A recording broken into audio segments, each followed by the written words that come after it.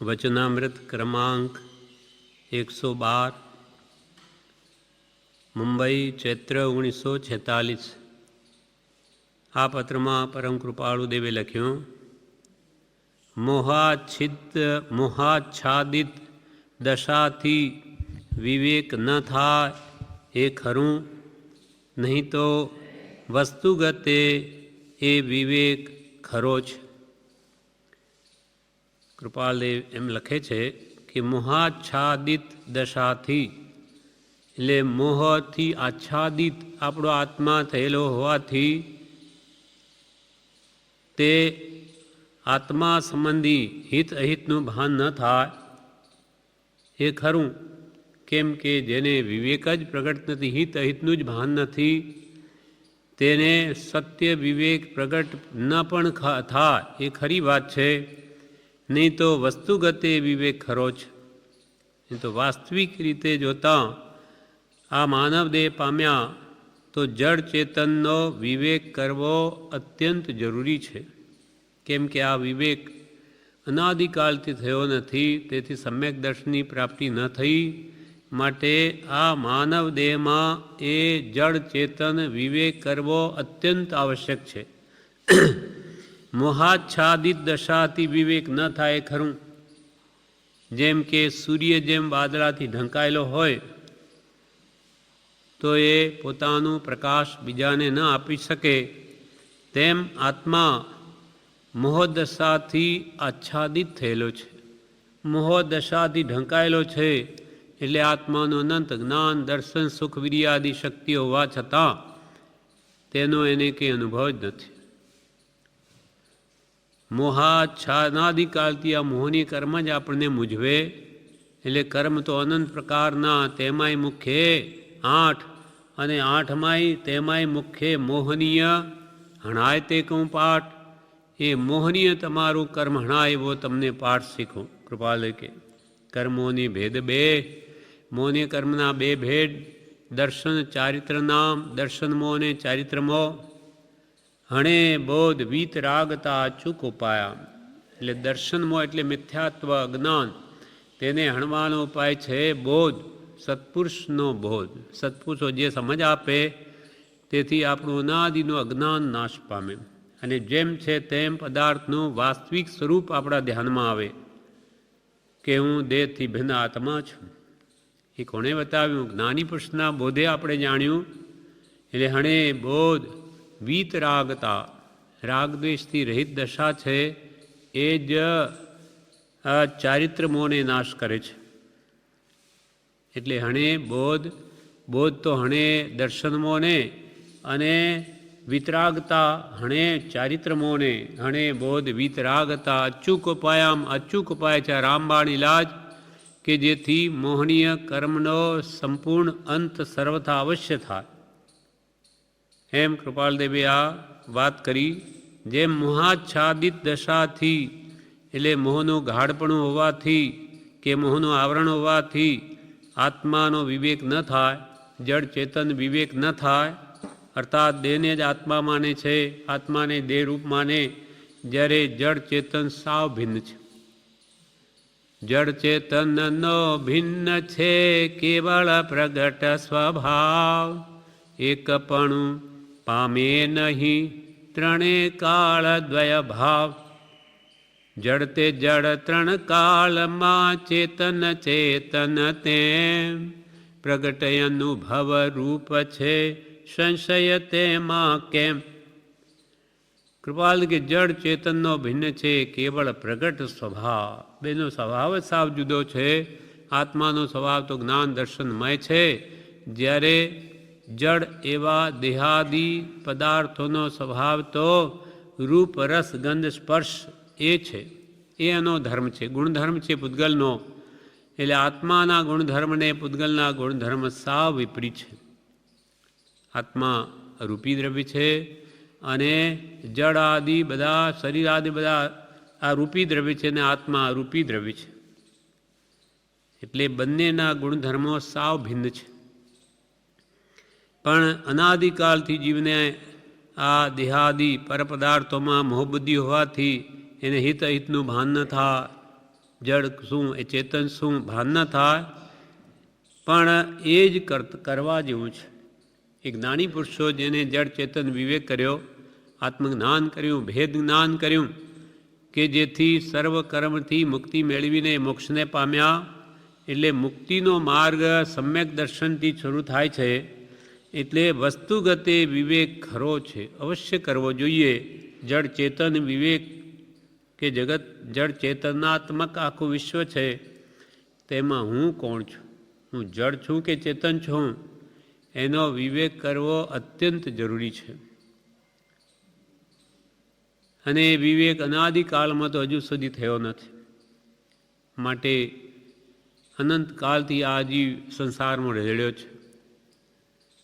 સમકિત ન વિલયો રે એ તો રૂલ્યો ચતુર ગતિ માહી. સમકિત ન વિલયો રે એ તો રૂલ્યો ચતુર ગતિ માહી. સમ્યક દર્શન ન પામ્યો માટે જ એ ચાર ગતિમાં અનંતકાળથી રજડે છે. ઘણી દયા પાડી, પણ પોતાના આત્માની દયા કોણ ખાય? દયા પાડવી એ દયા એ ધર્મ જ છે, પણ સ્વદયાનો પહેલાં લક્ષ્ય હોવો જોઈએ. તો એ પરદયા પણ એને મોક્ષનું કારણ થાય છે. ત્રસ થાવર કી કરુણા કીની જીવન એક વિરાધ્યો. ત્રસ સ્થાવર કી કરુણા કીની જીવન એક વિરાધ્યો. તીન કાલ સામાયિક કરતા, સવાર બપોર સાંજે પણ સામાયિક લીધી. તીન કાલ સામાયિક કરતા, શુદ્ધ ઉપયોગન સાધ્ય સમકિત ન વિલયો રે એ તો રૂલ્યો ચતુર ગતિ માહી. તો એ હજુ સુધી સમ્યક દર્શન, આત્મજ્ઞાન, ભેદ જ્ઞાન હજુ સુધી થયું નહીં. એટલે કૃપાલ કે પહેલાં આના તરફ ધ્યાન આપો અને એનો લક્ષ્ય રાખીને દયા જ પાળો. ભવે ખેદ પ્રાણી દયા, પછી ભવે ખેદ અંતર દયા થાય ત્યારે તે કહીએ જિજ્ઞાસ. તે જિજ્ઞાસુ જીવને થાય સદગુરુ બોધ, તો પામે સમકિતને, તો સમ્યક દર્શનને પામે અને વર્તે અંતર શોધ. એટલે મોહાચ્છાદિત દશાથી વિવેક ન થાય ખરું, નહીં તો વસ્તુગતે વિવેક ખરો છે. એ વિવેક કરવો જ જોઈએ વાસ્તવિક રીતે, તો જ આ જન્મ મરણથી છુટકારો થાય. એના માટે કૃપાલદેવ હવે કહે છે, ઘણું જ સૂક્ષ્મ અવલોકન રાખો, ઘણું જ સૂક્ષ્મ અવલોકન રાખો. બધી ઉપરની ક્રિયાઓ થયા કરે, પણ હવે સૂક્ષ્મ દ્રષ્ટિ કરો અને હું શું કરી રહ્યો છું તેના પર પૂરું ધ્યાન આપો. કેમ કે સૂક્ષ્મ દ્રષ્ટિ વગર એ આત્માની વાત સમજાય એવી નથી. એટલે આપણે હે ભગવાન બોલીએ છીએ, હે ભગવાન બહુ ભૂલી ગયો, મેં તમારા અમૂલ્ય વચનને લક્ષ્યમાં લીધા નહીં. અને વળી જેમ જેમ સૂક્ષ્મ વિચારથી ઊંડો ઉતરું છું, તેમ તેમ તમારા તત્વના ચમત્કારો મારા સ્વરૂપનો પ્રકાશ કરે છે. તમારા વચનો એમાં જેમ જેમ ઊંડો ઉતરું, તેમ તેમ મને મારા સ્વરૂપનું ભાન થાય કે હું કોણ છું, ક્યાંથી થયો, શું સ્વરૂપ છે મારું ખરું, અને આ કોના સંબંધે આ બધી વળગણા છે મોહની, તે રાખું કે પરહરું. એ પણ જેમ જેમ તમારા વચનોમાં સૂક્ષ્મ રીતે ઊંડો ઉતરું તો સમજાય છે, નહીં તો બધી ઉપલક ધર્મક્રિયા થયા કરે. એટલે મોહાચ્છાદિત દશાથી વિવેક ન થાય ખરું, નહીં તો વસ્તુગતે વિવેક ખરો છે. ઘણું જ સૂક્ષ્મ અવલોકન રાખો.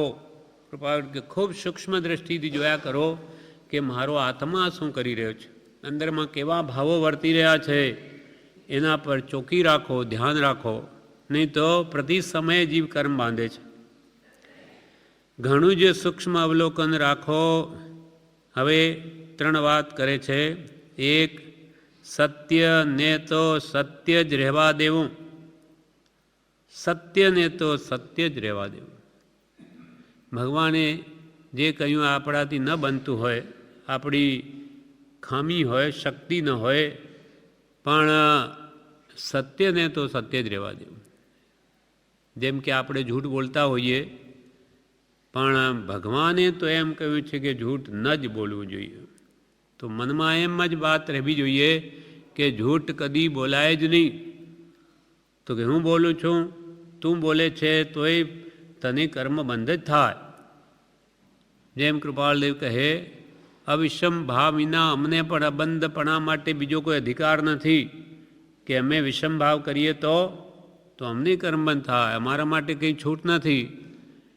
તેમ ભગવાને કહ્યું કે જૂઠ ન બોલું તો ન જ બોલું. પણ એનો પક્ષ કદી ન લેવો કે હું કંઈ બહુ જૂઠ નથી બોલતો, હું તો થોડુંક જ બોલું.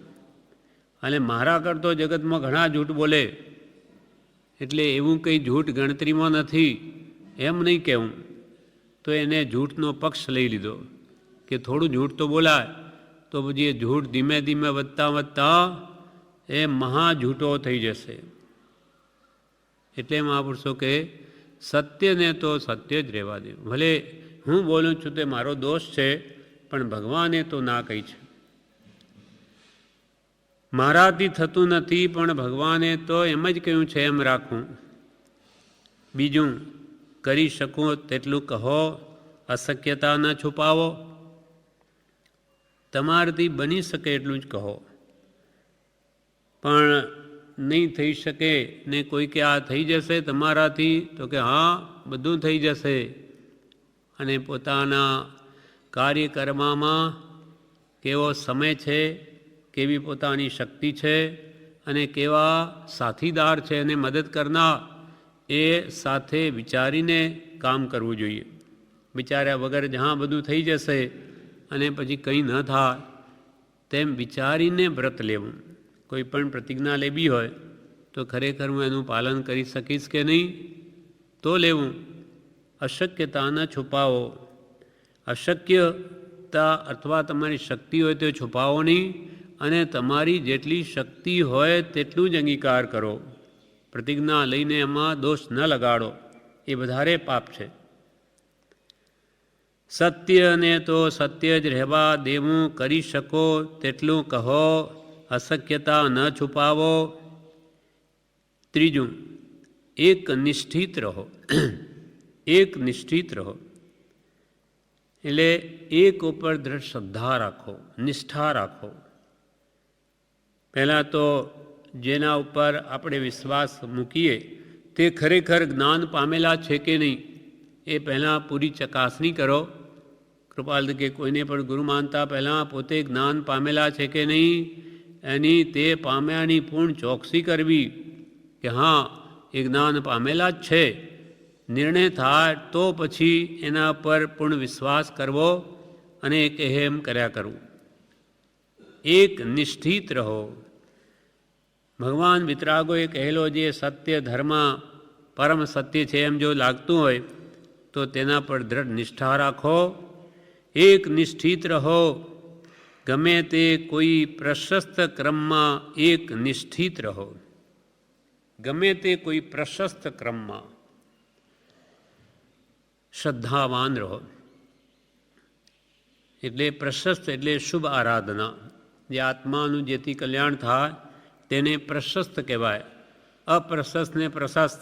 અશુભ ભાવ તે અપ્રશસ્ત ભાવ છે, અને શુભ ભાવ શુદ્ધના લક્ષ્યે જે કરવામાં આવે તે પ્રશસ્ત ભાવ છે. એટલે ગમે તે કોઈ પ્રશસ્ત ક્રમમાં એક નિષ્ઠિત રહો.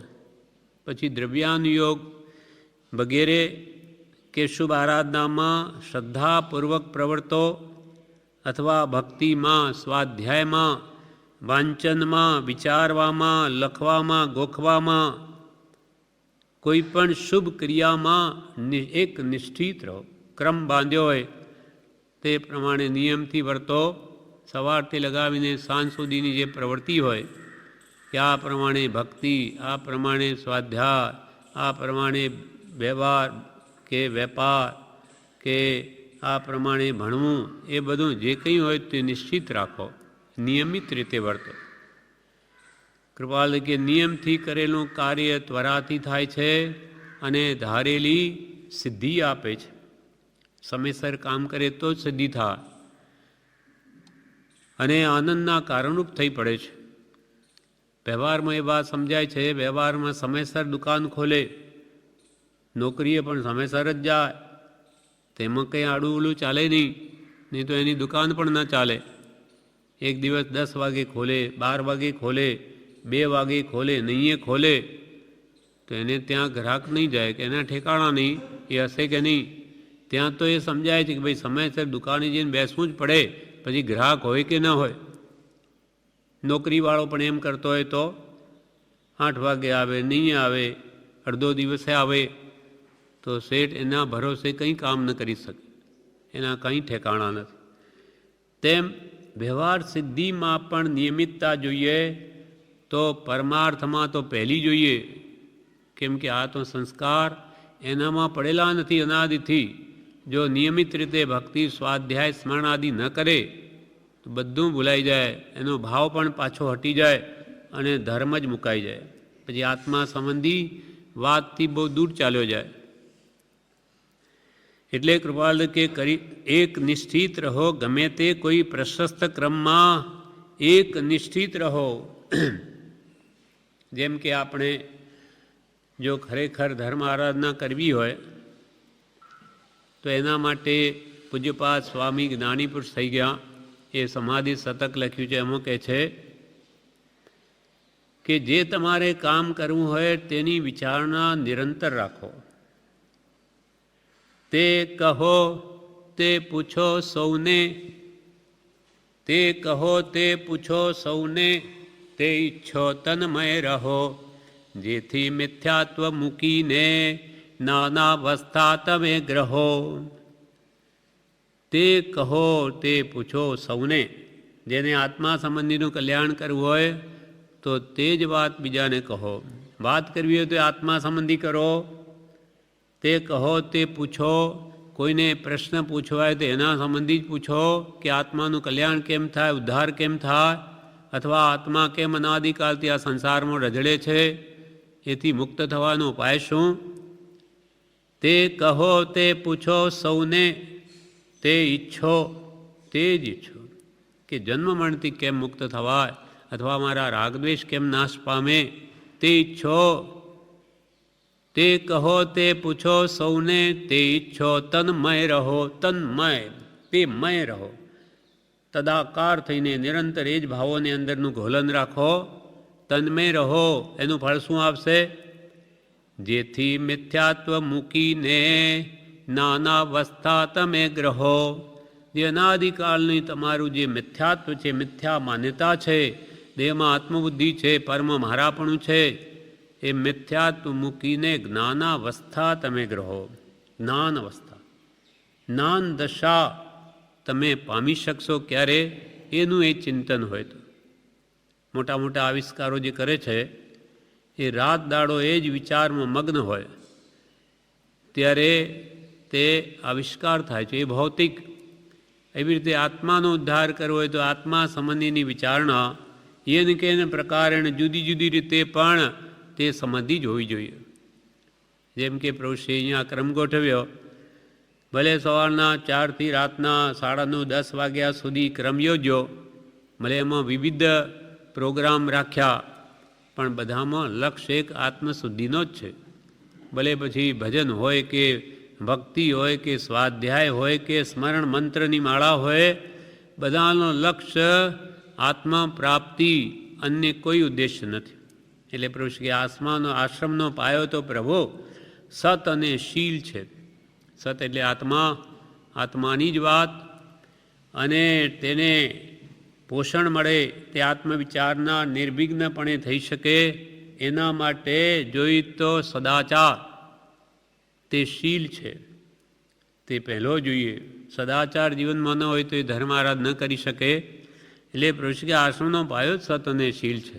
એને લઈને જ આજે એટલી પવિત્રતા, શાંતિ અને આ ક્રમ એ આત્મજાગૃતિ આપવા માટે દર 2 કલાકે આત્માને જાગૃત કર્યો છે કે વળી પ્રમાદમાં નહીં ચાલ્યો જાય. એટલે કૃપાલ કે એક નિષ્ઠિત રહો, ગમે તે કોઈ પ્રશસ્ત ક્રમમાં એક નિષ્ઠિત રહો. એના પર એક દ્રષ્ટાંત છે. એક શેઠ હતા,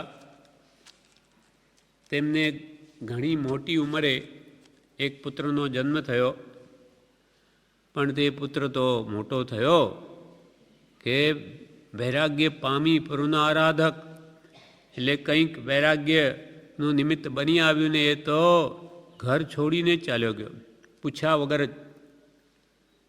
હવે પિતા એ જેના પર ઘણી આશા બાંધેલી, એટલે હવે એના ઘરે જે મળવા આવે એમને એ જ પૂછે કે મારા પુત્રને ક્યાંય જોયો છે તમે? જે આવે એને એ જ વાત કરે. એ શું ખાતો હશે, ક્યાં રહેતો હશે, ક્યાં ગયો હશે, આખો દાડો જે આવે એની એ વાત. એમ તે પૂછો તે કહો, તે પૂછો સૌને, તે છી તન્મય રહો, જેથી મિથ્યાત્વ મૂકીને જ્ઞાનાવસ્થા તમે કરો. તેવી રીતે તમે નિરંતર કે આત્મા સંબંધીની વિચારણા કરો. કેમ કે અનાદિકાળના પરિભ્રમણમાં ઘણું બધું શાસ્ત્ર જ્ઞાની મેળવ્યું, ભક્તિ કરી, જપ તપી કર્યા, પણ આત્મા સંબંધીની વિચારણા ન કરી. જે મૂળભૂત બધું કરીને કરવાનું તે રહી ગયું. જો હોય પૂર્વ ભણેલ નવ પણ જીવનને જાણ્યો નહીં, તો સર્વતે અજ્ઞાન ભાખ્યો, સાક્ષી છે આગમ અહીં. જેમ કે લાખો કરોડોના ધંધા કરીને કમાણીનો લક્ષ્ય હોય અને સરવાળે માર્ચ કે દિવાળીમાં નુકસાન જ આવતું હોય, તો એ લાખો કે કરોડોની લે મેલ કરવાનો પ્રયોજન શું? તેમાં બધું ભક્તિ સત્સંગ કરીને જો આત્મશુદ્ધિ ન થાય, આત્મજ્ઞાન ન થાય, જન્મ મરણના માટે કશાય ન ઘટે, વિષયોની મંદતા ન થાય, તો આ બધું કરવાનું ફળ શું? એટલે કે નિષ્ઠા રાખો, દ્રઢ શ્રદ્ધાથી કોઈ કાર્ય કરો તો જ એમાં ભલીવાર આવશે. એક નિશ્ચિત રહો, ગમે તે કોઈ પ્રશસ્ત ક્રમમાં એક નિશ્ચિત રહો. વીતરાગ એ ખરું કહ્યું છે. વીતરાગ પુરુષોએ જે જન્મ મરણથી છૂટવાનો માર્ગ બતાવ્યો છે તે ખરું કહ્યું છે, સત્ય વાત કહી છે, આપણા ભલા માટે કહી છે. વિતરાગોને એનાથી કોઈ લાભ નથી. એમના કયા પ્રમાણે તમે કરવાથી એમને કંઈ કોઈ કમિશન મળવાનું નથી, કાંઈ જ નથી. માત્ર નિષ્કારણ કરુણાશીલતાથી ઉપદેશ આપે છે જ્ઞાનીઓ. એમનું તો એ કરીને બેઠા છે, બીજાનું પણ ભલું થાય એવી માત્ર અનંતી દયા હૃદયમાં રહેલી હોવાથી એ ભાવ દયા સાગર હોય છે. સમુદ્ર જેવો એટલે કેટલો મોટો હોય, એવી અનંતી દયા એક જ્ઞાની પુરુષના હૃદયમાં હોય છે અને નિષ્કારણ હોય છે. એનાથી એમને કોઈ લાભ નથી. પણ એવી અનંતી દયા જ સજી હોય કે જગત જીવો બધા બહુ દુઃખી થાય છે, જન્મ મરણાદિ ચાર ગતિમાં ભટકીને એમને તો ભાન નથી, પણ જ્ઞાનીઓને આપણું ભાન છે. આપણી દયા આપણને નથી આવતી, આપણી દયા જ્ઞાનીઓને આવે છે. માટે એમના કહ્યા પ્રમાણે જો કરી લઈએ તો જરૂર સર્વ પ્રકારના દુઃખનો અંત આવે. એટલે કૃપાલ કે વીતરાગે ખરું કહ્યું છે, કેવલી પ્રરૂપિત ધર્મ. કેવળ જ્ઞાનથી જોઈ સર્વ પદાર્થનું સ્વરૂપ જોઈને ખરું સુખ શું છે, ખરું દુઃખ શું છે, એ ભગવાને નિર્ણય કર્યો છે. પોતે કારણે તો પોતે પણ ઘરનો ત્યાગ કરી દીધો. દેવતાએ સુખ મૂકી દીધું. 64 ઇન્દ્રિયો જેના સેવક છે તેને શું ખામી છે તીર્થંકરોને? છતાં પણ બધું જ છોડી દઈ દીક્ષા લે છે, કરપાત્રી બની જાય છે, ભિક્ષા માગતા થઈ જાય છે. કેમ કે જાણે છે કે આ બધું જ જે દેખાવ છે બધો જ ક્ષણિક છે. અમુક સમય માટે પુણ્ય છે ત્યાં સુધી પુણ્ય પરવારી ગયું કે બધું જ ગયું. પુણ્ય છતાં પુણ્ય હોત હૈ, દીપક દીપક જ્યોત. પુણ્ય છતાં પુણ્ય હોત હૈ, દીપક દીપક જ્યોત. દીવો છે ત્યાં સુધી બીજો દીવો સળગાવી લો, તેમ પુણ્ય હોય ત્યાં સુધી બીજું પુણ્ય કરી લો. આ પુણ્ય ગયું કે પાપનો ઉદય આવ્યો તો માંડ પેટ ભરાતું હોય તો અહીંયા સત્સંગ કરવાની કોને ભાવના થાય? પ્રવૃત્તિ માંડ કરે ત્યારે ઘર ચાલતું હોય તો નિવૃત્તિને ટાઈમ કોને મળે? તો આ બધું આપણા પુણ્યને ઉદય મળ્યું છે. માટે વિતરાગે ખરું કહ્યું છે એમ માની તે પ્રમાણે કે કરવા માંડો. વિતરાગ પુરુષોનો કહેલો પરમ શાંત રસમય ધર્મ પૂર્ણ સત્ય છે. પણ જીવના અનઅધિકારીપણાને લીધે તથા સત્પુરુષના યોગ વિના સમજાતું નથી, તો પણ તેના જેવું જીવને સંસાર રોગ મટાડવાને બીજું કોઈ પૂર્ણ હિતકારી ઔષધ નથી. આ જન્મ મરણથી મુક્ત થવાનો બીજો કોઈ ઉપાય નથી. એ તો ભગવાને કેવળનાથી જોઈને આપણને કહી દીધો. ભગવાન મહાવીરના શિષ્ય કૃપાલદેવ અંતિમ શિષ્ય હતા. એમને પણ ભગવાન પાસે બધું સાંભળ્યું. એ જાતિ સ્મરણથી યાદ આવી ગયું. એટલે એ આપણને આપણી ભાષામાં ભગવાન મહાવીરનો ઉપદેશ જણાવે છે. આપણા મહાભાગી છે કે સંક્ષેપમાં ભગવાન મહાવીરનું મૂળભૂત શું કહેવું છે ટૂંકાણમાં બતાવી દીધું. બાકી શાસ્ત્રો શોધવા જઈએ તો કંઈ પાર ના આવે. આપણી ઉંમર કેટલી, બુદ્ધિ કેટલી, શક્તિ કેટલી, આરંભ પરિગ્રહની ઉપાધિ બધી કેટલી, નિવૃત્તિ ક્યાં, તો એ સત શું જાણી શકે. એટલે હવે કૃપાલદેવે બધું આપ્યું, પણ એના પ્રત્યે આપણો જો દ્રઢ વિશ્વાસ આવી જાય તો આપણું અડધું કામ થઈ ગયું. આપણે કંઈ શોધવાનું નથી. બસ એ કહેમ કરી જા કૃપાલદેવ કે બીજું કાંઈ શોધમાં, માત્ર એક સત્પુરુષને શોધીને તેના ચરણ કમલમાં સર્વભાવ અર્પણ કરી દઈ વર્ત્યો જા એની આજ્ઞામાં. પછી જો મોક્ષ ન મળે તો મારી પાસેથી લેજે. શું એમની પાસે પડ્યા છે આમ સ્ટોકમાં ઘણા, તે તમને આપી દે. અર્થાત મોક્ષ એ આપવાની વસ્તુ નથી. અર્થાત તું જ્ઞાનીના કહ્યા પ્રમાણે વર્તીશ તો તને મુક્તિ મળશે જ. એમાં બે મત નથી, એમાં કોઈ શંકાને સ્થાન નથી. કેમ કે જ્ઞાનીની આજ્ઞા એ ભવમાં જવાને આડા પ્રતિબંધ જેવી છે. એક પણ આજ્ઞા વિષય કશાયને પોસે એવી જ્ઞાનીની ન હોય. એટલે જ્ઞાની કેમ કરે જાઓ. એટલે ગમે તે કોઈ પ્રશસ્ત ક્રમમાં એક નિશ્ચિત રહો. વીતરાગ એ ખરું કહ્યું છે. અરે આત્મા સ્થિતિ થાપક દશા લે. કૃપાલ કે અરે આત્મા સ્થિતિ સ્થાપક દશા લે. એટલે પોતાની આત્મદશામાં સ્થિતિ કર. બધું જ મૂકી દઈ. તારા આત્મામાં અનંત સુખ છે. એટલે આ જગતના સંકલ્પ વિકલ્પને મૂકી દઈ અને આત્મસભામાં સ્થિર થા. કેમ કે ઉપજે મોહ વિકલ્પથી સમસ્ત આ સંસાર, અંતર્મુખય અવલોકતા વિલય થતા નહીં વાર. આ બધા મોહના વિકલ્પો કરીને આખો સંસાર ઊભો કરી દીધો. હવે અંતર્મુખ અવલોકતા વિલય થતા નહીં વાર. અંતર્મુખ અવલોકન, પોતાના આત્મામાં હું કોણ છું, ક્યાંથી થયો ને શું સ્વરૂપ છે મારું ખરું, આ અમૂલ્ય તત્વ વિચાર કાવ્યમાં કૃપાલદેવે કહ્યું. એની વિચારણા કરો તો જ કે છે આત્મ સ્વરૂપમાં સ્થિતિ થશે.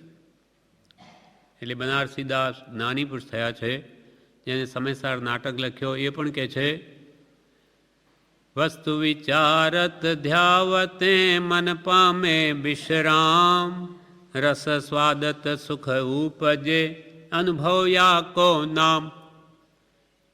વસ્તુ વિચારત ધ્યાવતે, વસ્તુ તો બે છે, જળ ને ચેતન. એ વસ્તુ વિચારત ધ્યાવતે, એનો વિસ્તારથી વિચાર કરતાં કરતાં ધ્યાન કરતાં મન પામે વિશ્રામ. મન શાંત થઈ જાય કે જગતનું આવું સ્વરૂપ છે જળ પદાર્થોનું, અને હું આવો અનંત સુખનું ધામ છું, તો માને મારા સ્વરૂપને કેમ પ્રાપ્ત ન કરવું જોઈએ.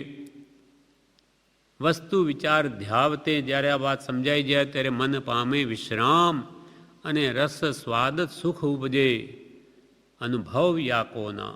ત્યારે આત્માનો અનુભવ રસ, પરમ શાંત રસ એના અંતરમાં અનુભવાય છે. પછી એને જગતની બધી વસ્તુઓ તુચ્છ લાગે છે. વીતરાગે ખરું કહ્યું છે અરે આત્મા સ્થિતિ થાપક દશા લે. પોતાના સ્વરૂપમાં સ્થિર થઈ જા. પછી તને કોઈ કાળે કોઈ પણ પ્રકારના દુઃખ ના આવે. નિર્વિકલ્પ દશા એ આત્માનો સ્વભાવ છે. એકવાર જો પોતાનો આત્મા સ્વભાવમાં આવી ગયો પછી એને કદી જન્મ મરણ નહીં થાય, વિભાવમાં જાય જ નહીં. એકવાર સંપૂર્ણ શુદ્ધ થયેલી વસ્તુ આત્મા પરમાત્મા સ્વરૂપને પામ્યા પછી કદી મલિન ન થાય. માટે એકવાર તું સર્વાત્મ પુરુષાર્થ કરીને પણ તું તારા સ્વભાવને પામી લે, અને એ નિજ શુદ્ધતા વગર પ્રાપ્ત ન થાય. મોક્ષ કયો નિજ શુદ્ધતા, તે પામે તે પંથ. જે વડે તારા આત્માની શુદ્ધિ થાય એમ કર, અને એકવાર શુદ્ધિ થઈ તો તારો આત્મા સ્વસ્વરૂપમાં સર્વકાળને માટે સ્થિત થઈ જશે. પછી કોઈ ઈચ્છા જ નહીં થાય. ઈચ્છા થાય તો કંઈ મેળવવાને માટે પ્રયત્ન કરવો પડે, પણ ઈચ્છા જ ન થાય તો એને દુઃખ શું છે? જેમ આપણને ભૂખ લાગે તો એના ઈલાજ કરવા પડે, પણ ભૂખ જ ન લાગતી હોય તો તેના ઉપાય શા માટે? આ બધી માથાકૂટ જ કેમ? અથવા બીજી પણ અનેક ઈચ્છાઓ આપણા હૃદયમાં ઉત્પન્ન થાય તો એને પૂર્ણ કરવા માટેના ઉપાય કરવા પડે, પણ ઈચ્છા જ ન થાય. ઈચ્છાઓ જ બધી નાશ પામી જાય તો એને પછી દુઃખ શું? અરે આત્મા સ્થિતિ સ્થાપક દશા લે, સમ્યક દર્શન જ્ઞાન ચારિત્ર. ચારિત્રમય દશા છે તે સ્વભાવમાં સ્થિતિ છે. પહેલાં તો તત્વ જાણે, જાણ્યા પછી માને, માન્યા પછી તે પ્રમાણે વર્તે, સ્વભાવમાં સ્થિર થા કે એનું સર્વકાળનું સર્વ દુઃખ ગયું. પછી કોઈ કાળે એને અંશ માત્ર પણ દુઃખ ના આવે. શાશ્વત સુખ શાંતિ. અહીંયા આપણે ગમે એટલા પ્રયત્ન સંસારમાં કરીએ એ બધું સુખ બધું ક્ષણિક છે, ક્ષણ માત્ર છે. જેમ કે ભૂખનું દુઃખ પહેલાં તો ઊભું થાય, પછી ભોજન કર્યું, ભૂખ શમી, શાંતિ વળી, પણ પાછી 3, 4, 5 કલાક 6 કલાક થયા, પાછા હતા તેવાના તેવા, પાછું ભૂખનું દુઃખ ઊભું થયું. એમ સંસારના કહેવાતા સુખ એ બધા ક્ષણિક છે, નાશવંત છે, શાશ્વત સુખ નથી. ને પરને આધીન છે, સ્વાધીન નથી, પર પદાર્થને આધીન. પર વસ્તુ તો મળે કે ન પણ મળે, પણ આત્માનું સુખ સ્વાધીન છે. એને એકવાર એને કીધું પામી લે તો જગતના સર્વ પદાર્થો તને તુચ્છ ભાસશે, તે તરફ તારી નજર પણ ન થાય. વિતરાગે ખરું કહ્યું છે, અરે આત્મા સ્થિતિ સ્થાપક દશા લે, આ દુઃખ ક્યાં કહેવું અને સાથી ટાળવું. કૃપાલદેવ કહે છે કે સંસારી જીવો રાગ દ્વેષના ભાવોથી દુઃખી છે, અથવા વિષય કસાયની ઈચ્છાઓથી ઉત્પન્ન થતું દુઃખ જ ભોગવે છે. પણ એ દુઃખ કોને કહેવું અને કોણ એને નિવારે? આ દુઃખ ક્યાં કહેવું? અંતરની જે ઈચ્છાઓનું દુઃખ છે એ વિશેષ દુઃખ છે. શારીરિક દુઃખ કરતાં પણ માનસિક દુઃખ વિશેષ છે, મનનો દુઃખ. અને તે ઈચ્છાઓથી મન દુઃખી થાય છે. મારે આ જોઈએ, તે જોઈએ, આમ રોજ રોજ નવી નવી ઈચ્છાઓ, જેમ જેમ વસ્તુ જુએ ભૌતિક રૂપાંતર થયેલી કે એના પ્રત્યે એને ઈચ્છાઓ જાગે નવી નવી, એટલે એને શાંતિ વળતી જ નથી. એટલે જે આ અંતરની જે પીડા છે ઈચ્છાઓની, તે કૃપાલ કે આ દુઃખ ક્યાં કહેવું, કોને કહેવું? કે ભાઈ મારા અંતરમાં એટલી બધી ઈચ્છાઓનું દુઃખ થાય, મને ઈચ્છાઓ મળતી નથી અને ઈચ્છાઓ પ્રમાણે મળતું પણ નથી, તો કોને કહેવું? કોને ઈચ્છાઓને પૂર્તિ કરી આપે? અથવા આ દુઃખ ક્યાં કહેવું અને સાથી ટાળવું? આજે રાગ દ્વેષ કે વિષય કસાયના ભાવોથી ઉત્પન્ન થતું દુઃખ કોને કહેવું અને કયા ઉપાય ટાળવું?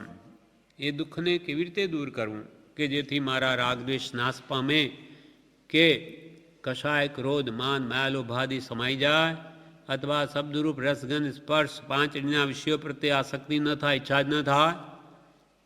એ કોને કહેવું અને કોણ એના ઉપાય બતાવી શકે? તો એકમાત્ર જ્ઞાની સિવાય કોઈ ઉપાય ન બતાવી શકે. સંસારી જેઓ બધા રાગી છે, મોહી છે, દ્વેષી છે, કામી છે, ક્રોધી છે, લોભી છે, એ બીજાને શું ઉપાય બતાવે? પોતે જે રોગથી દુઃખી છે તે બીજાને ઉપાય શું બતાવી શકે? જ્ઞાની પુરુષોને જે આત્મભ્રાંતિરૂપ રોગ ગયો એ એના ઉપાય જાણે છે. પણ સત્પુરુષ પ્રત્યે આપણો પૂર્ણ વિશ્વાસ હોય તો જ એના કહ્યા પ્રમાણે કરીશું.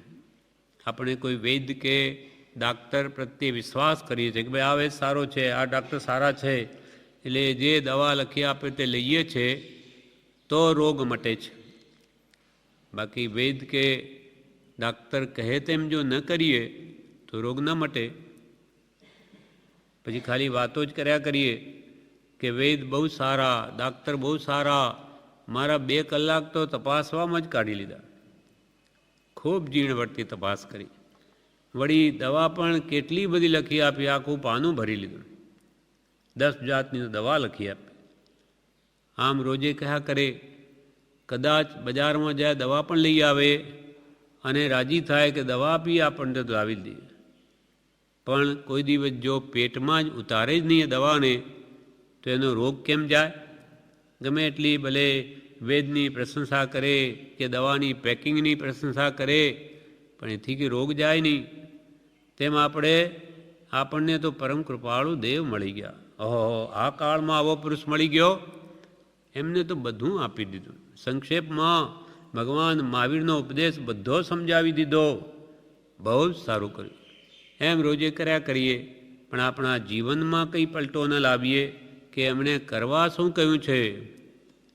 તેમને તો એમ કહ્યું કે રાગદ્વેષ ઘટાડો, કષાય ભાવો ઘટાડો, કષાયની ઉપશાંતા કરો, એ કરીએ જ નહીં અને માત્ર એમની પ્રશંસા વાતો કર્યા કરીએ તો કે એથી જન્મ મરણરૂપ રોગ નાશ ન પામે, આત્મભ્રાંતિ જાય નહીં. આત્મભ્રાંતિ સમ રોગ નહીં, સદગુરુ વૈદ્ય સુજાણ, ગુરુ આજ્ઞા સમપથ્ય નહીં, ઔષધ વિચાર ધ્યાન. આત્મભ્રાંતિરૂપી આપણો જે રોગ છે અનાદિકાલનો છે અને સદગુરુ તેના સાચા વૈદ્ય છે. અને ગુરુ આજ્ઞા સમપથ્યની, ગુરુ આજ્ઞા સમાન કોઈ પથ્ય નથી. એટલે ગુરુ કેમ કરવું, કેમ કે ગુરુ એના સાચા ઉપાય જાણે છે. અને ઔષધ શું છે? આત્મભ્રાંતિરૂપ રોગને દૂર કરવાની દવા શું? ઔષધ વિચાર ધ્યાન, વિચારરૂપ ધ્યાન. આત્મા જાણ્યો નથી માટે આત્મધ્યાન એ પણ એનું ઔષધ છે, પણ એ આપણે કામનું નથી. ઊંચી દશાવાળા પુરુષો આત્મધ્યાન કરે, આપણે ઔષધ વિચાર ધ્યાન, વિચારરૂપ ધ્યાન. નાની પુરુષોએ શું શું કહ્યું એ સમ્યક જ્ઞાનને જાણવું, વિચારવું, તો જે જીવનમાં ઉતરશે. જાણ્યા વગર આપણને રુચિ ન થાય, ભાવ ન થાય, એ વસ્તુ આપણા જીવનમાં કદી ઉતરે નહીં. કોઈના કહેવાથી આપણે કરીશું, એ 4 દાડા પછી મૂકી દેવાશે. ઠીક, હવે કાલે બીજા કહેશે કે આના કરતો તો આ સારું, તો કે લ્યો ભાઈ આ કરીએ. સમજ્યા વગરનું બધું નકામું છે, એ કાયમ ટકે નહીં. એટલે મહાપુરુષો કે તમે સમજો કે શા માટે આ રાગદ્વેષને ઘટાડવા કે મટાડવાનું કહે છે, અને શા માટે સત્સંગ, ભક્તિ, સ્મરણ આદિ કરવાનું કે કારણ સમજો. સંસાર દુઃખરૂપ કહે છે તો શું દુઃખ છે એ જાણો, નહીં તો એને તો સુખરૂપ જ ભાસે બચું મોહને લઈને. એમ નાની જે અપેક્ષાએ વાત કરીએ તે સમજે તો પછી આપોઆપ છોડે, કોઈને કહેવું ન પડે. જેમ ઝેરને કોઈ પીવાનું કહે તો આપણે નહીં પીશું, કેમ કે ઝેર તો મારી નાખે. એમ આપણને વાત સમજાયેલી છે માટે કોઈ પીએ નહીં, પણ ન સમજાયેલી હોય તો એને પણ એક પીણું માનીને પી લે તો મરી જાય. માટે શું કર્તવ્ય છે, શું અકર્તવ્ય છે, શું પેય છે પીવા લાયક છે અથવા શું અપેય છે, દારૂ વગેરે પીવા લાયક નથી, કે શું કૃત્ય છે, શું કરવા લાયક છે, શું અકૃત્ય છે, શું કરવા લાયક નથી, શું ખાદ્ય છે અથવા માંસ, મદિરા આદિ જે છે એ ખાવા લાયક નથી. શાકાહારી બનવું, તેમાં પણ શુદ્ધ રીતે આહાર કેમ લેવો, એ બધું જે જ્ઞાની હોય તેમ ખાદ્ય અખાદ્યનો બધાનો વિવેક હોય તો જ સર્વ દુઃખથી એ છૂટી શકે. એમ આ દુઃખ ક્યાં કહેવું અને સાથી ટાળવું, પોતે પોતાનો વેરી, તે આ કેવી ખરી વાત છે. આ પત્રની અંતિમ લીટીમાં કૃપાલદેવ એમ કહે, પોતે પોતાનો વેરી, આ કેવી ખરી વાત છે. એટલે જગતમાં આપણું કોઈ બગાડતું નથી, પણ પોતાનું બગાડ પોતાના ભાવથી જ થાય છે. જગતમાં આપણને કોઈ દુઃખ આપી ન શકે, કોઈ આપણું બગાડી ન શકે, પણ આપણે જ આપણા ભાવોથી આપણા આત્માનું બગાડીએ છીએ અને આપણે આપણા આત્માના જ આપણે વેરી બનીએ છીએ. પોતે પોતાનો વેરી ત્યાં કેવી ખરી વાત છે.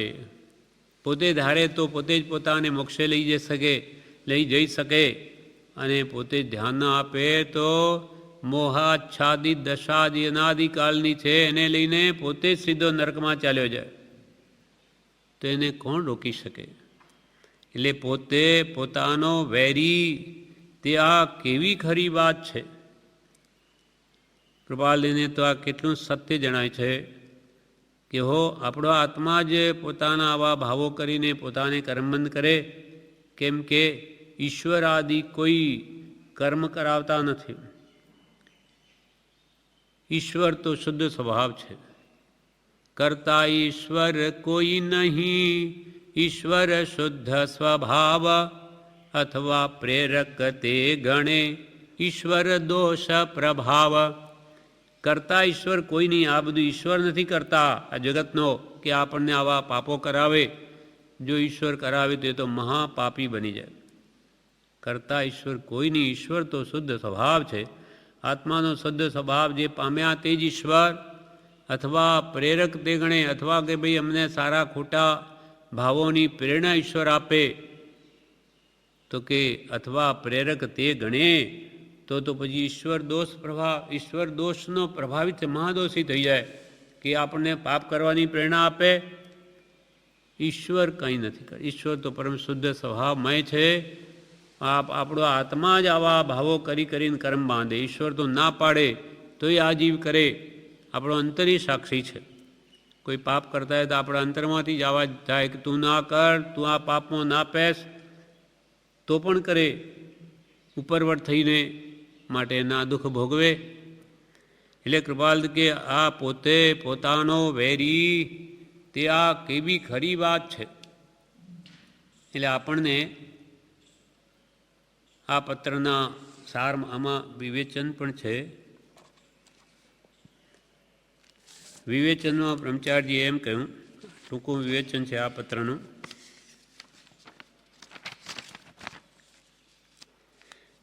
કે ધર્મ કરવાની ઈચ્છા થાય ત્યારે ઉપરથી ધર્મ કરે છે, પણ ધર્મ તો બહુ ગહન છે. માટે બહુ સૂક્ષ્મ રીતે વૃત્તિઓને તપાસીને ધર્મ કરવો. હું તો ધર્મ કરું છું.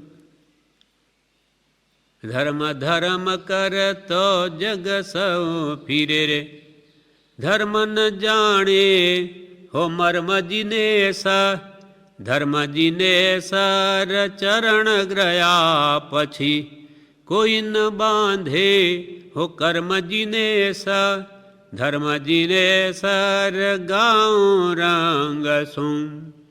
જગતમાં જેને પૂછો મોટાભાગે બધા કોઈને કોઈ ધર્મ કરતા હોય. ધર્મ કરતો જગત સૌ ફીરે, પણ ધર્મ ન જાણે ઓ મર્મ જીનેશ. ધર્મનો મર્મ શું છે? છૂટે દયા ધ્યાસ તો નહીં કરતા તું કર્મ, નહીં ભોગતા તું તેહનો, એ જ ધર્મનો મર્મ. આ ધર્મનું રહસ્ય છે. ધર્મ કરું છું પણ દેહાધ્યાસ છૂટતો જ નથી. તો કે ધર્મ શાના કરો? તમે કર્મ બાંધો છો. ધર્મ કરતો જગત સહુ ફીરે, પણ ધર્મ ન જાણ્યો જીને ધર્મ ન જાણે હો મર્મ જીને સર, ધર્મ જીનેશ સર ચરણ ગયા પછી કોઈ ન બાંધે હો કર્મ જીનેશ. ખરા અંતઃકરણથી ભગવાનની આજ્ઞાને ઉપાસતો હોય તો એ કદી અનંત સંસાર હજરાવે એવા કર્મ જ ન બાંધે. તો અહીંયા કે છે ધર્મ કરવાની ઈચ્છા ત્યારે ઉપરથી ધર્મ કરે લૌકિક રીતે, પણ અંદરમાં ભગવાન એ ધર્મ કોને કયો એ વાતને અંતરમાં ઉતારતો જ નથી. એટલે જ કલ્યાણ થતી નથી, અનંતકાલથી ભટકે છે. ધર્મ કરવાની ઈચ્છા થાય ત્યારે ઉપરથી ધર્મ કરે છે, પણ ધર્મ તો બહુ ગહન છે. ધર્મે વસ્તુ બહુ ગુપ્ત રહી છે. 47મા પત્રમાં કૃપાલદેવ કહે ધર્મે વસ્તુ બહુ ગુપ્ત રહી છે. તે બાહ્ય સંશોધનથી મળવાની નથી, અપૂર્વ અંતર સંશોધનથી તે પ્રાપ્ત થાય છે.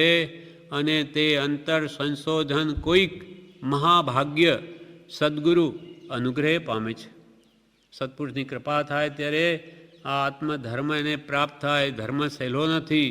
ધર્મ કંઈ આત્મ સ્વભાવ કહું, પણ ધર્મ તો બહુ ગહન છે. માટે બહુ સૂક્ષ્મ રીતે વૃત્તિઓને તપાસીને ધર્મ કરવો કે મારી વૃત્તિઓ ક્યાં રહે છે, ધર્મ કરું છું તો સાચું તે સાચું જ છે. સૂક્ષ્મ દ્રષ્ટિ વગેરે આત્માની વાત સમજાય એવી નથી. મહાવીરના બોધને પાત્ર કોણ? પત્રાંક 105માં એમ કહ્યું છે કે સદૈવ સૂક્ષ્મ બોધનો અભિલાષી. આપણાથી ન થતું હોય તો મારાથી થતું નથી, પણ સાચું છે એમ રાખવું. પણ હું કરું છું તે જ સાચું છે એમ ન કરવું. સાચું છે મારું તે સાચું નહીં, પણ હું કરું છું તે જ સાચું છે એમ ન કરવું. મારાથી થતું નથી, બનતું નથી એમ માને તો વાંધો નથી, પણ પોતે કરે છે તે જ ભગવાને કહ્યું છે એમ કરવું નહીં. કે ભાઈ મારાથી નથી થતું પણ ભગવાન તો આ કરવાની ના પાડી છે, એમ હોય તો પણ એ માર્ગમાં છે. પણ હું જેમ કરું છું એમ જ ભગવાને કહ્યું છે એમ કદી કહેવું નહીં. ભગવાને કહેલા માર્ગમાં ચાલવાની વૃત્તિ હોય પણ કર્મના બળને લીધે ન બને તો પણ ચાલવું છે તો ભગવાનના માર્ગમાં જ, એમ કરીને તેમાં જ તે દશામાં સ્થિર થા. જ્યારે જીવ પોતાના ભાનમાં આવે ત્યારે ખબર પડે કે આ શું કરું છું. ભગવાનના માર્ગમાં જ, એમ કરીને તેમાં જ તે દિશામાં કે છે તું સ્થિર થા. તે દશામાં જ, આત્મદશામાં. પણ ખરેખર તો જ્યારે પોતાનું ભાન થાય છે ત્યારે ખબર પડે છે કે હું આ શું કરું છું. શું કરવાને તું આવ્યો રે, શું કીધો વિચાર, આજકાલ ઉઠીને ચાલઉં હારે મૂકી સર્વે સંસાર, જોને વિચારી જીવડા. શું કરવાને આવ્યો તું, શું કરી રહ્યો છું? બ્રહ્મચારીજીએ ગાથા લખી છે, હે ભાઈ જરી મનમાં વિચારો, કેમ આવ્યો હું અહીં, ને શું કર્યું મેં કામ આજે, વ્યર્થ તો જીવ્યો નહીં. બગડ્યું જરૂર સુધારવું, સુધરેલ બગડે ના હવે, એ કાળજી ધરી કાળજે, જીવન ગુજારું આ ભવે. હે ભાઈ જરી મનમાં તો કે વિચારો, કેમ આવ્યો હું અહીં, આ મનુષ્ય બહુ કેમ પામ્યો? ત્યારે કૃપાલ કે બહુ પુણ્ય કર્યા, પુંજથી પામ્યો, એમનો એમ નથી મળ્યો. હે ભાઈ જરી મનમાં વિચારો, કેમ આવ્યો હું અહીં, ને શું કર્યું મેં કામ આજે, વ્યર્થ તો જીવ્યો નહીં. આજનો દાડો વ્યર્થ તો નથી ગયો કે કંઈ આત્માનું કામ કર્યું કે નહીં, કે ખાલી ખાવા પીવા હરવા ફરવામાં જ સમય પસાર કર્યો. અને બગડ્યું જરૂર સુધારવું. જે કંઈ પણ બગડેલું છે એને જરૂર સુધારવું, પણ સુધરેલ બગડે ના હવે. પણ જે સુધરી ગયું છે આપણું કામ તે હવે બગડે નહીં. એ કાળજી ધરી કાળજે, આ કાળજીને તું કાળજામાં હૃદયમાં ધારણ કરીને જીવન ગુજારું આ ભવે. આ જીવન જે કંઈ શેષ રહ્યું હોય તે માત્ર આત્માર્થે જ ગુજારું. એમ અહીંયા કે છે, જ્યારે જીવ પોતાના ભાનમાં આવે ત્યારે ખબર પડે કે આ હું શું કરું છું, આત્માને કર્મ બંધાવી રહ્યો છું. એમ કરીને પાછો હટે. વ્રતમાં અતિચાર લાગે ત્યારે છેદોપસ્થાપનીય પ્રતિક્રમણ કરે છે. તેમ કોઈ વ્રતમાં અતિચાર લાગે, વ્રત લીધા હોય ને એમાં દોષ લાગે તો એનું ચારિત્ર છેદી નાખે. કોઈ દીક્ષા લીધી હોય, લીધાને માનો કે 40 વર્ષ થયા હોય કે 40 થયા હોય કે 10 થયા હોય, ત્યારે કોઈ દોષ લાગ્યા હોય તો જ્ઞાની ગુરુ એની દીક્ષાને છેદી નાખે. 40 વર્ષ થયા દીક્ષા લીધી, હવે કે તમારી દીક્ષા 25 વર્ષ 15 વર્ષ છેદી નાખે. પછી એના પછીથી કોઈ દીક્ષાને 16 વર્ષ લીધા થયું અને બાળક હોય તો એ વૃદ્ધ મુનિ એને નમસ્કાર કરે. એમ દોષનું પ્રાયશ્ચિત હોય છે. એને પાછા હટવા માટે પાપથી એટલે વ્રતમાં અતિચાર લાગે ત્યારે છેદોપસ્થાપનીય એટલે પ્રતિક્રમણ કરે છે તેમ આ જીવને હું શું કરી રહ્યો છું. આવી રીતે પોતે પાપની આલોચના ગુરુ આગળ કરીને પોતાના દોષો ખમાવે અને ભવિષ્યમાં ફરી દેવા દોષો ન થાય તેની જાગૃતિ રાખે. જગતમાં આપણું કોઈ બગાડતું નથી, પોતાના ભાવથી બગડે છે. આપણું બગાડનાર કોઈ નથી, પોતે જ પોતાનો મિત્ર ને પોતે જ પોતાનો વૈરી છે. આ પ્રમાણે પત્રાંક 112 પૂરો થયો. વિશેષ આગળનો આવતીકાલ.